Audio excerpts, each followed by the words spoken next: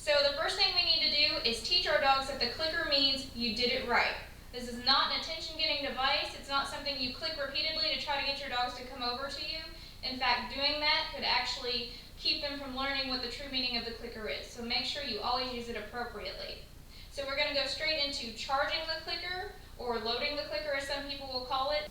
Alright, so charging the clicker is teaching your dog that every time it hears the sound of the click, it's going to get something good. That's going to make it want to work for the clicker. It's going to make them want to offer behaviors for you.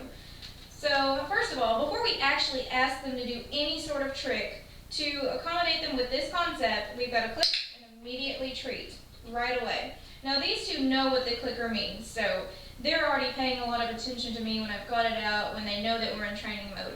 So you may find that your dog is a little distracted during this process, and that's okay. Just wait until you've got his attention, click and treat. Another thing that I like to do when I'm charging a clicker is pair it with the word yes. Yes.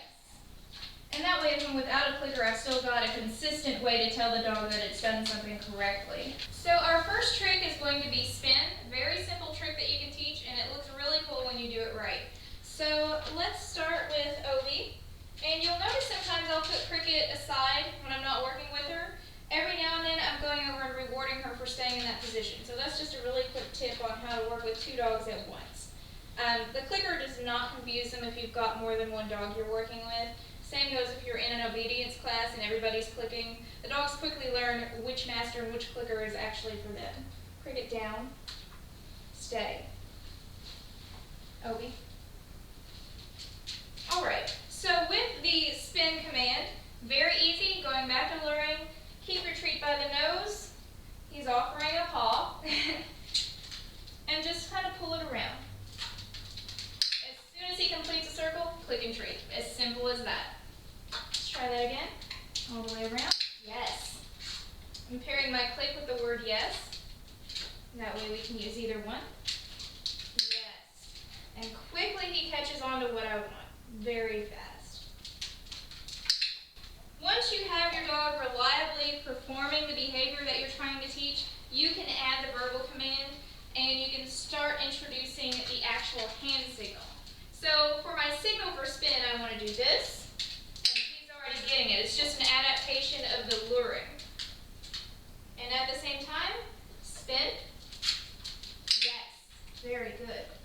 So Obi's really got the idea of his trick now. Obi, spin.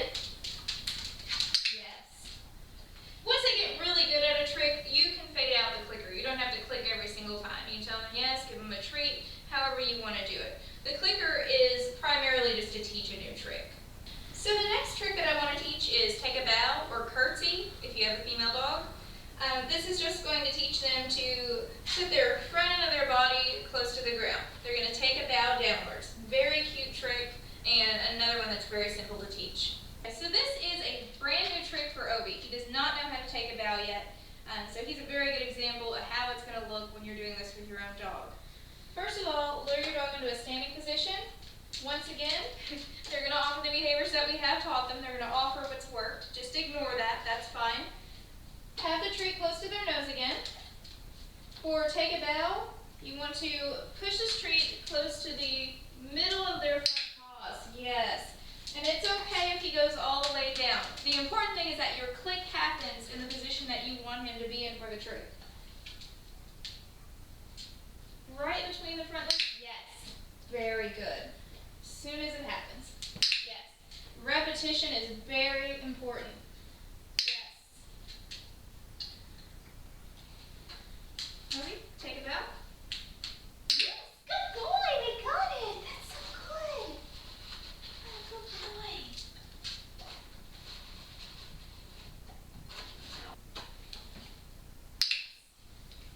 So our next trick is going to be called bang, or what most people call play dead. We want to teach our dogs to basically flop over when we give the hand signal and say bang. It's a very cute trick. It's one that a lot of people want to teach their dogs.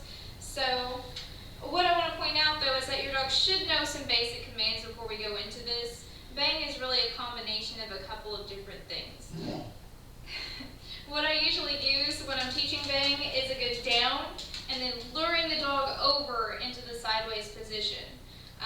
Later on, I add a few other variations which involve stay, but for now, we'll just stick with the basic flopping over from the down position. Obi down. Yes. Tell him yes, just so he knows that's what I wanted. All right, now back to trying to lure him to his side. Yes. Obi down.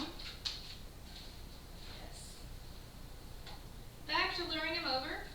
Yes. Good job. Good job. Bang. Yes. Again, I'm adding our cue after he's shown that he's understanding what's going on. Bang.